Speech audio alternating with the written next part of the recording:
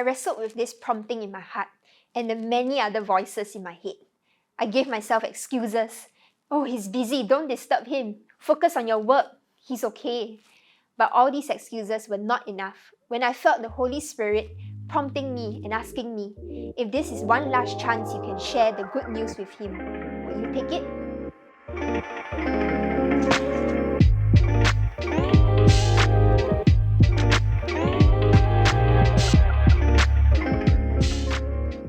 During my university days, I made a friend whom I grew very close to. We would travel home together, share about life, and talk about many things we had in common. But little did I know, my friendship with her would come to an abrupt end. Within 8 months, she was diagnosed with terminal cancer. I remember one time when I was beside her by her hospital bed, I had an opportunity to share my faith and the hope I had in Jesus. But when I looked at the friends that were around, I decided to remain silent. And that was the last chance I had to share my faith with her. This incident revealed to me the fears I had in my heart towards evangelism. Yes, I love Jesus, but my fear of men was greater. Having seen my friend pass away, without knowing the hope I had in Jesus, I resolved to face my fears once and for all.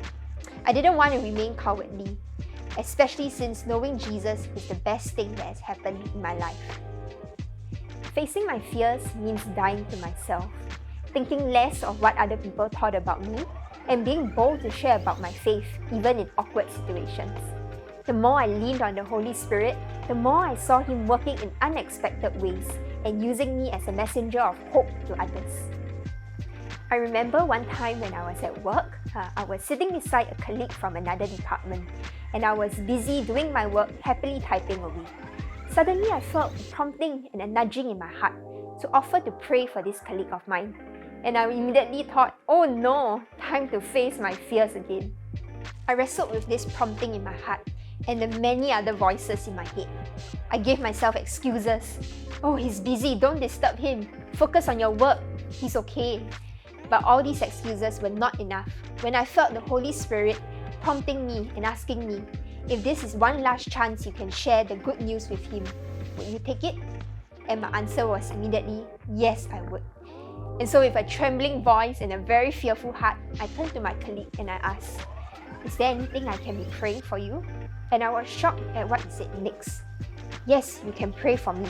My wife just lost her baby. Right beside me was a man who was hurting inside, but no one knew, not even I, if I had not asked.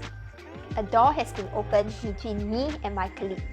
No longer are we just co-workers, because God has opened an opportunity for me to share my faith with him. From time to time, I would ask him how is his wife doing and how their journey towards conceiving is.